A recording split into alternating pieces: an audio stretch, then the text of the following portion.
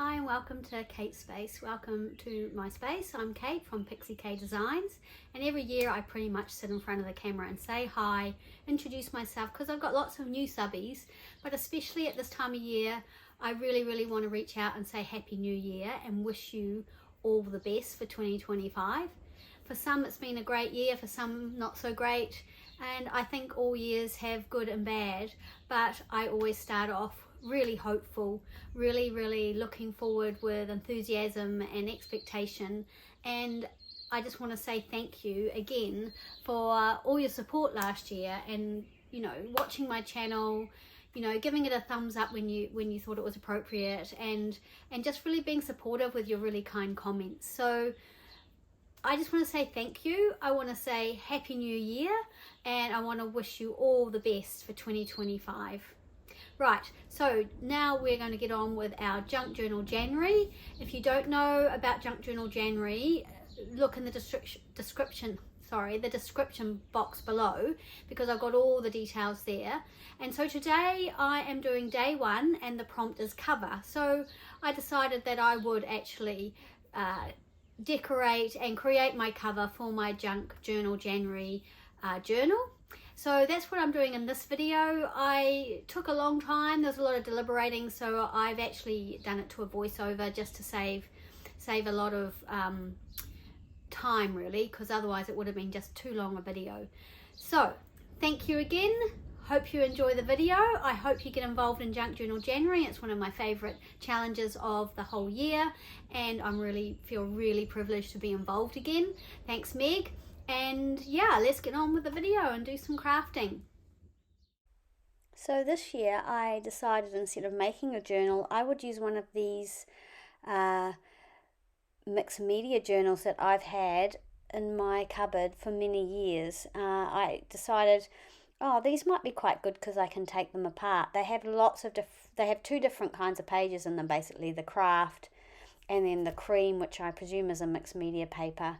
And then they have some plastic sleeves, but because they're in that ring bound thing, I took a whole lot of the pages out because this is just a journal for 1 month, and I've taken the cover off because I thought that might help me decorate it.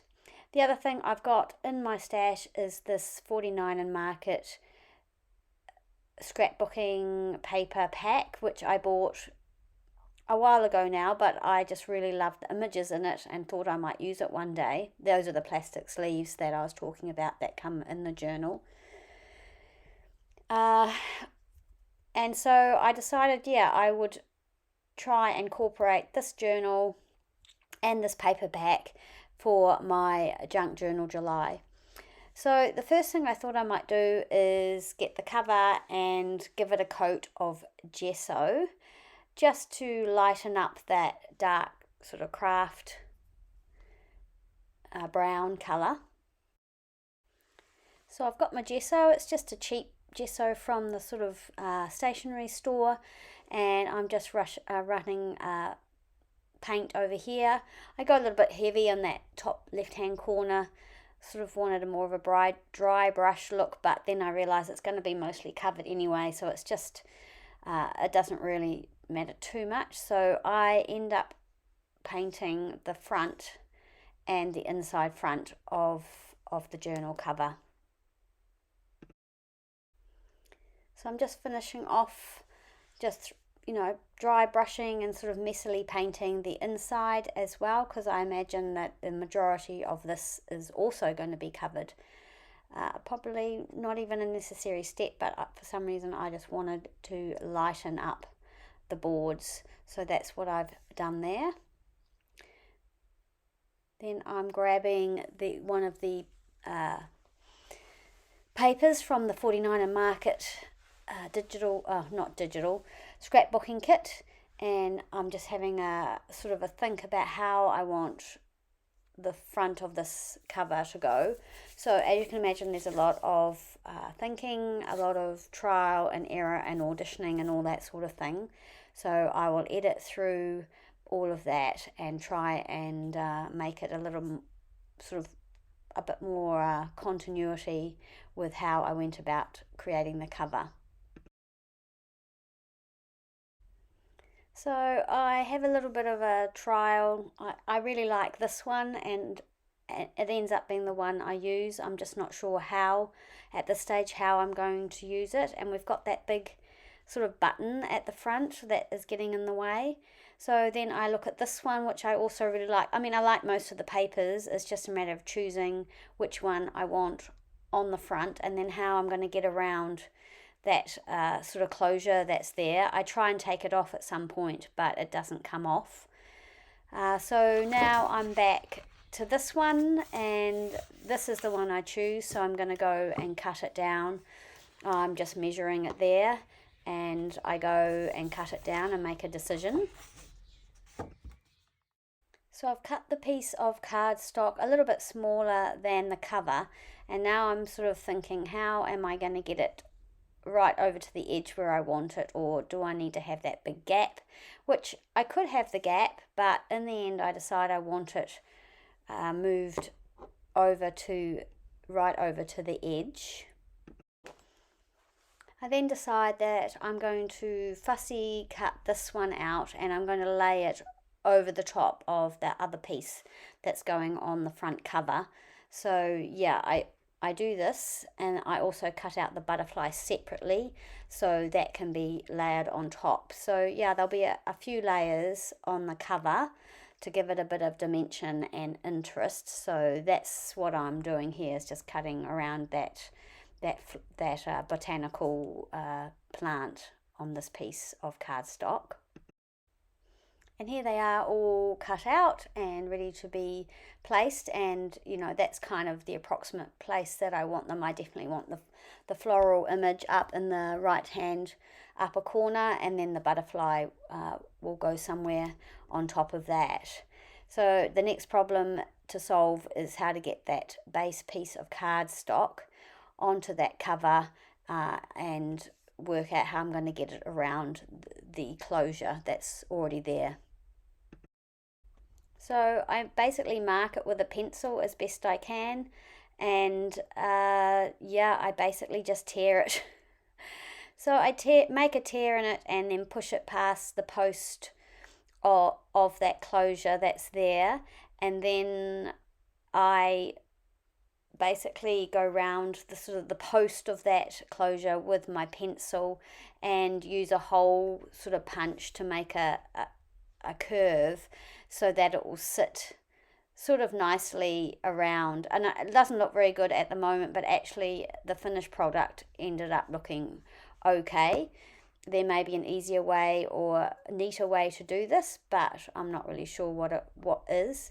The other problem was that leaf then didn't really fit in, so I spend a little bit of time fiddling around with that, and actually what I end up doing is cutting that leaf off because it just kept getting in the way, and I really wanted that floral piece to be right up in the left hand corner there. I didn't really want a gap.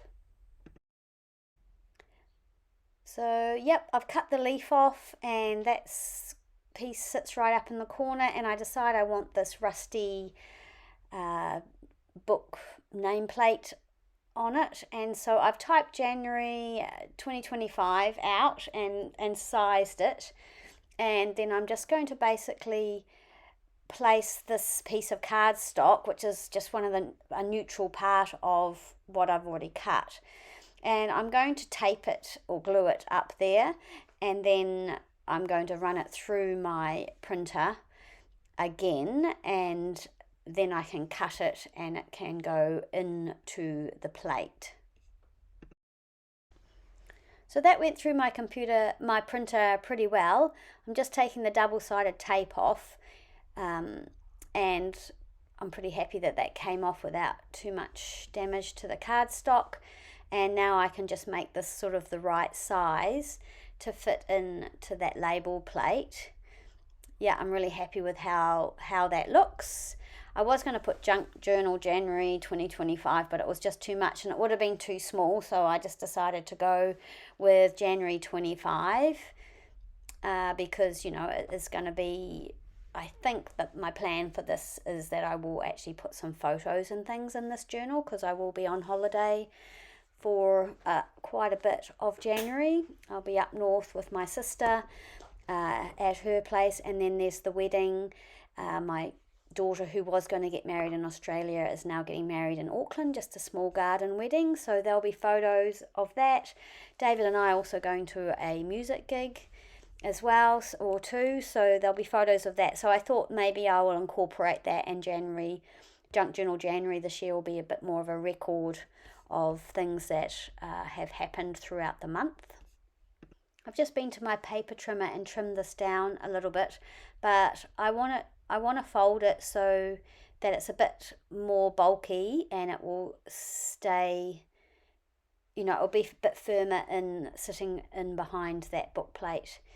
I don't bother gluing it in because it's quite bulky and it just stays there because it folds, and yeah, it's nice and thick. So that holds it in place. And this is where I think I want it to be positioned, and I'm not going to put it there until later. I think there's some other things that I want to do to the cover before I start committing to where everything's going to go. So yeah, that will be the next step. So I basically just put a little bit of glue around the top and right hand edge of that fussy cut piece, because I plan to sew around it, and yeah, I don't want to glue it down really flat. So yeah, then I'm going to sew around the whole thing.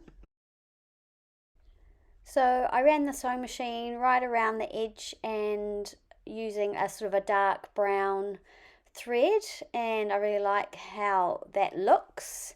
So I'm just positioning it back onto the front cover, and then I'm going to have a play with where I want all my pieces to go. Then I wonder, do I want any more hardware? And I get out some of my vintage split pins or paper fasteners and think, oh, maybe I could put one in each corner. So I'm just looking for the ones that aren't as shiny. When Joe and I went on our little, I think she might have actually found some when we went on our op shopping trip, and the ones she found weren't as shiny as my ones. So I'm looking at those and I'm getting them out and thinking, I could maybe put one in each corner. But yeah, I wasn't sure about it, so I've just got them out and I'm putting them on my desk to remind me to think about that. But I don't want to commit to it at this stage. So yeah, I just have a look and think, maybe not, I'm not really sure. So they just get put aside for a little while I do something else. There's the leaf that I cut off, and I'm thinking, am I going to replace that? Do I want it there? And actually looking at it now, it looks okay. So I've found some flowers that I bought at a craft show back in July there, or September maybe. They are by 49 and Market as well, and I thought they blended really well, and I thought, I would actually like to put some flowers on here. So I'm just arranging them around that label plate, and I really like how they look. So I decide that, maybe I will do that. And then I found some other little bits and pieces that are also 49 and Market, like die cut things. So I decide, maybe I could just make a little, a little cluster of things to go behind this. And so I have a little play just positioning that clock that you can see to the left there, and that faux ticket. And end up really liking how that turns out and sticking with that. So here you can see me, I'm just sort of having a look where I want this and that and the other thing to go. So there's that leaf that I'd cut off, still deciding about whether I want that on there, and then the flowers, and I decide I really like the flowers. You can see the clock is slipped behind there and the little ticket, and so I just have a little play around with these things, getting them in the right place, deciding whether I like how they look. Then I decide, maybe I'll use some of this gesso just to lighten up the flowers a little bit. So I put a little bit of white gesso on the petals of the flowers. It's kind of subtle, you can't really notice it, but it does just lighten them up a little bit because the paper, the scrapbooking paper that I'm using is quite light. It's got a lightness to it. So yeah, I just tone down the sort of the greenish, I guess yellowish colour of those flowers with a little bit of the white gesso, and I like how that turns out.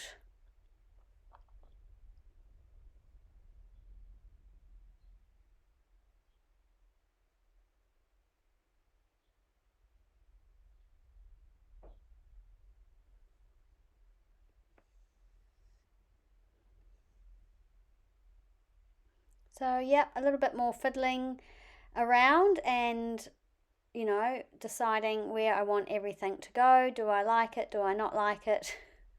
You know the drill, that whole process of, oh, am I going to commit to gluing these things down, and or am I going to, you know, think about it for another hour or so? Yeah, so that's what I'm doing here.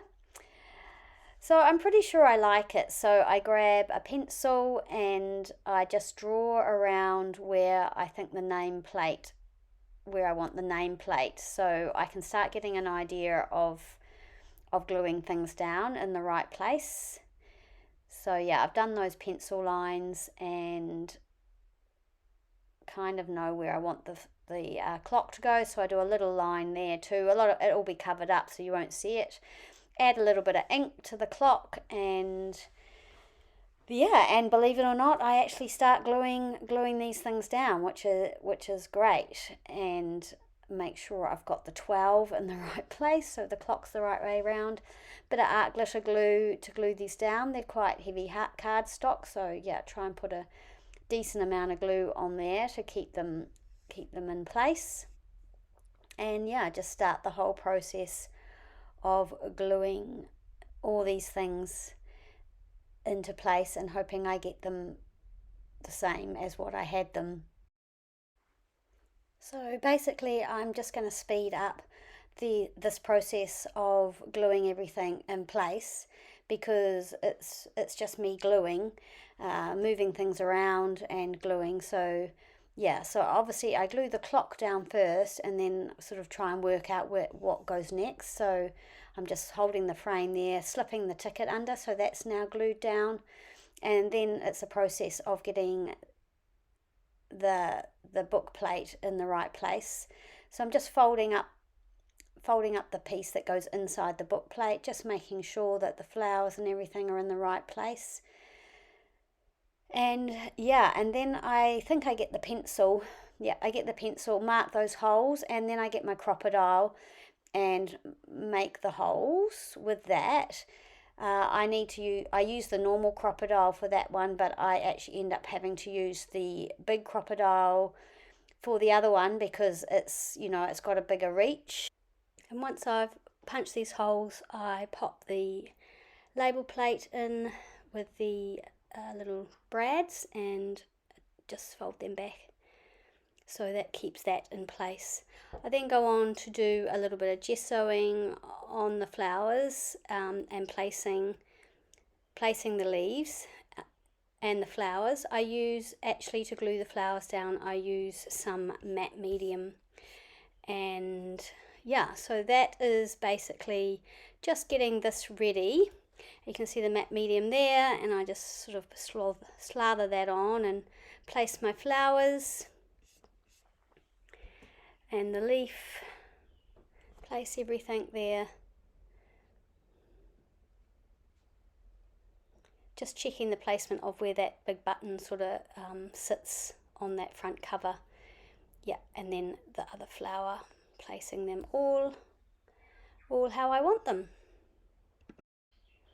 So here I've got my cover sitting on top of the actual ring-bound journal type thing, and I'm going to place the butterfly where I want it, or I'm inking it and thinking about where I want it anyway. But before I glue it down, I think, oh, I better glue this foliage down because it's only sewn around the top and the right hand edge. So I grab my art glitter glue, which ends up being a little bit blocked up, unblock it, and then glue glue this foliage down a little bit more, just so that it's not lifting too much, and then I go ahead and I end up gluing the butterfly down on top of those flowers there.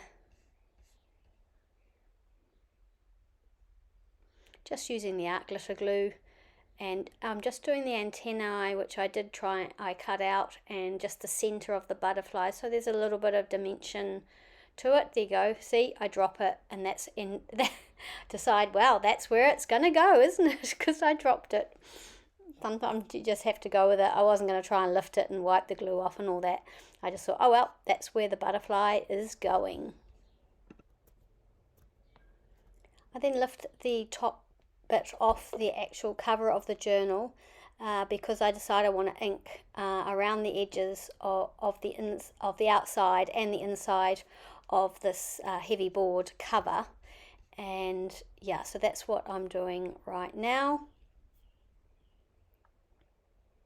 Just using some vintage photo distress ink there, and then I decide, right, I'm going to commit, and I'm going to glue it on.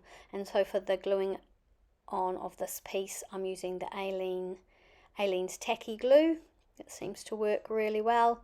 It's a wet glue, but it's quite thick, so it doesn't seem to cause as much warping as like a PVA, a runnier PVA, and it doesn't squidge out as much either. So, but it still spreads really beautifully and is a really good glue.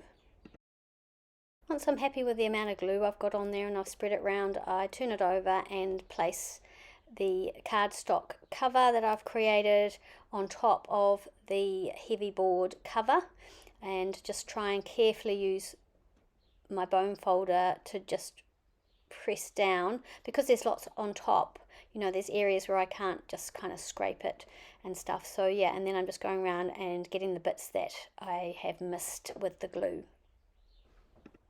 Right, once I'm happy with that, I turn it over and start on the inside of the front cover, and I've got some of the scrapbooking paper, and here's the envelope that was originally on the inside of the front cover, and I've done some embossing on that, and then put some paint over the embossing, and I'm just deciding exactly where and how I want this to look. I think this takes me quite a long time, so we will probably skip most of the deliberation around how this envelope is going to be.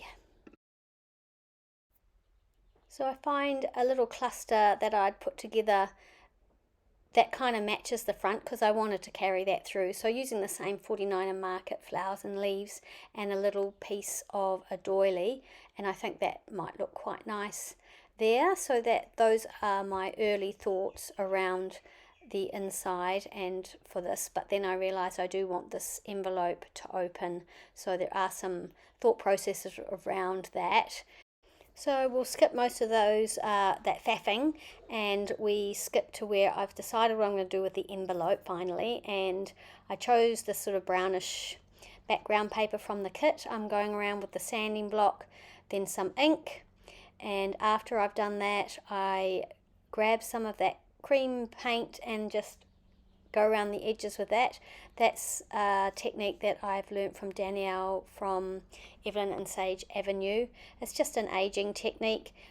I'm not really sure that I'm particularly great at it, but I like how it looks and it's fun to do. So yeah, that's what I'm doing there with that paint. It's a buttermilk colour, and just going around the edges until I'm happy, and also on the craft as well.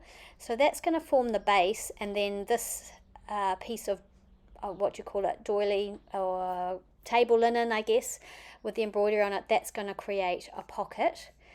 Yeah, and then that little cluster is going to go on the outside there. So again, I'm really having a bit of a faff here. Do I like it? Do I not like it? Do I need to do more? Do I need to take those cardboard edges off, which actually I do think I end up doing because they're not really necessary. So here I am just gluing the linen to the background paper. I think I take that to my sewing machine at some point and sew that on. So I do decide to take these little flat bits off because I don't need them, because obviously the pocket is actually attached to the base piece. I have sewn that on, as you can see, and now I'm gluing that whole base piece to the inside left hand side of the envelope, and gluing that in place, cutting that little bit of top, and there we go. I've made a decision and I've glued something down. Pretty happy with that. Progress is good, progress is good. Oh, look at me go, and now I'm actually gluing the front bit down, so I'm obviously happy with that as well. I love that little doily. And on the right hand side, because this opens towards the left, it doesn't get in the way of it opening, because I was going to put it on the left hand side of the envelope, but obviously that would make it really difficult to open. So here I am adding glue to the inside, to the back of this piece of paper that's going to cover the inside of the front cover, and that's going underneath, and then the envelope I glue on top of that.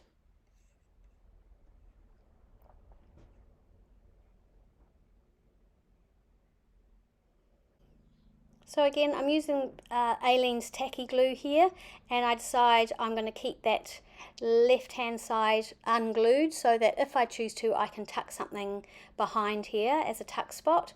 So yeah, I'm just making sure that's all really nice and firmly glued down, and I'm writing photo there to remind myself that's where a photo is going to go. So I grab the journal and I'm basically going to reattach the cover to it so I can get a feel for how it looks.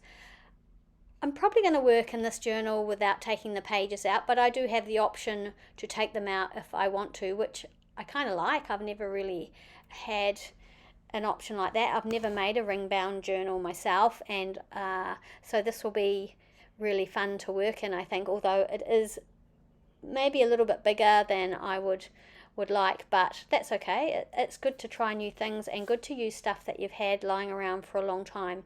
So I'm really pleased with how the cover looks. It's kind of summery in New Zealand, which is, we're in summer at the moment, and yeah, it looks nice on the inside. I love the envelope, the interactive element of the envelope, and yeah, the little tuck spot, and I'll probably put a photo of myself there, which I often do in my own journals, especially one at the beginning of a year. At this stage, I think I'm just going to tuck the prompts into that little linen pocket. I might print them out a little bit smaller, but that's my thoughts, or I could type them out. Anyway, thanks so much for hanging out with me today. I really hope you enjoyed that video. That's my day one prompt cover. Once again, a very happy new year to you all, and here's to a fabulous 2025. I will see you again really soon in the next video. Bye!